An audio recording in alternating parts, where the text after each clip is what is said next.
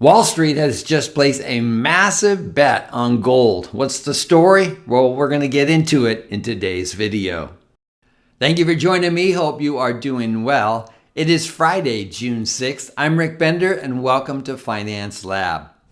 Lots of headlines, conversation, and price predictions around gold. But wait till you hear the facts that I'm going to bring to you. Wall Street is all in on gold funds in a big way. Want to also touch on silver today real briefly. I want to spend a little bit of time commenting on Beige Book notes, and we'll conclude with some economic data when it comes to manufacturing and employment. So our first story, the gold story. Wall Street just placed a massive gold bet. But here's the interesting thing. The retail investor has no idea what is going on. In another note, what we're seeing are hedge funds shorting the Magnificent Seven in a big way, and yet we see the retail investor getting into the Magnificent Seven. Isn't that the way it works? But when it comes to gold, Wall Street is all in. Listen, $75 billion just flooded into gold funds. In fact, check out this chart. This is undeniable. That's 3 times higher than any crisis before. What are investors seeing? What are the pros seeing? Well, they're seeing the need to run to the safe haven. Absolutely. The global economy is chaotic. And there's lots of questions about what might be happening here in the United States of America. But when institutional money moves this fast and this violently, they're not speculating, they are positioning. $75 billion running into gold funds, yet the retail investor has no idea. A very small fraction, for instance, of Americans own gold. Of course, they're never educated about gold from CNBC or Bloomberg, and that's why people like us exist, to help people see, yet there'll be plenty of hate comments below when we talk about gold. But that's not my problem. I couldn't be happier. In fact, if you own gold and silver, you know that it's the right move, especially physical gold. Now, I do also, to create income, trade a silver and a gold ETF. Today was an extremely profitable day. But my desire, of course, is to have more and more physical gold and silver. So the story of Wall Street flooding into gold funds, running into the safe haven, is, I believe, responding to the notes of the Beige Book and, of course, the data that we're seeing concerning the economy. Now, we also, from other sources, are seeing price predictions. Gold could reach $6,000 level in 2025. Also, and central banks will be the hidden force driving the rally. World Gold Council says central banks added 12 tons of gold reserves in April as African CBs announced purchase plans. So obviously we're seeing central banks driving this move, buying more gold, the volatility of the economy and the concern.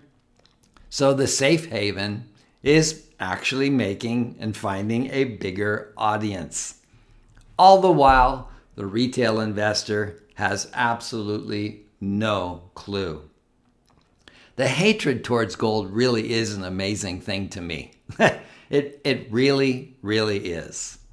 But if you're here for the very first time, hearing about gold and silver, and want to learn about it, think about it, want to dig into it more, then there's plenty of links below in the description to help you do your research to find out more about owning physical gold, physical silver, even digital gold and silver. There are plenty of sources and education for you in the description below. So, silver. Let's talk silver today. Now, this was published yesterday, which would be Thursday, June 5th. The price of silver today at 9:12 a.m. Eastern Time was $35.77 per ounce. That's up 3.71% from yesterday's silver price of $34.50, breaking through that 35.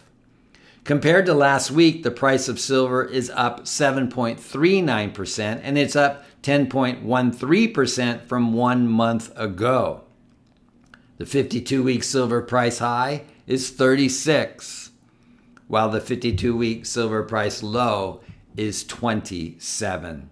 A lot of people moving into silver, and of course, central banks and others, and Wall Street into gold funds.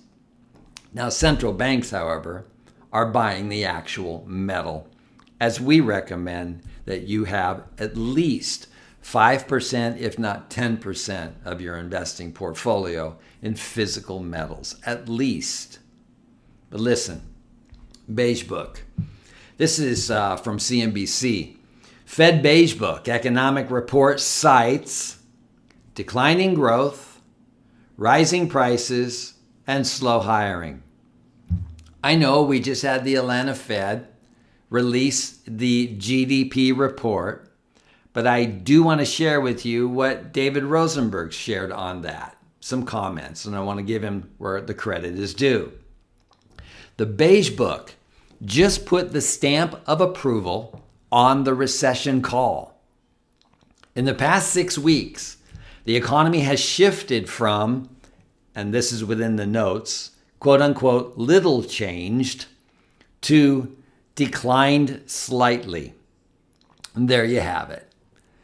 Fully, 75% of the country is now in either contraction or stagnation mode, up from around 50% in the April 23rd book. I know it doesn't make sense with a 4.6% real GDP growth forecast for Q2 out of the Atlanta Fed. The answer, it's not too difficult to generate the illusion of GDP growth when imports fall out of bed as they did in April. Looking at the sequential monthly pattern of the hard data, the economy is losing momentum at a fast clip. So our last point here. Check out this chart. What you're looking at is manufacturing employment, U.S. manufacturing employment. It has been in contraction for 2.5 years. The ISM Manufacturing PMI Employment Index came in at 46.8 points in May. That's below the 50, which means contraction. Since the start of 2023, employment has contracted in 24 of the last 29 months. The U.S. job market remains weaker than many think. Now, just yesterday, we reported, or the day before, on the May ADP private payroll report. We clearly see employment responding to the recession that began in Q2 of 2024. So thank you for joining me today. I appreciate you spending time with me. If you like what we're doing here and you haven't subscribed to the channel, consider subscribing to the channel and hit that notification bell so that you don't miss a single video. And I will see you next time.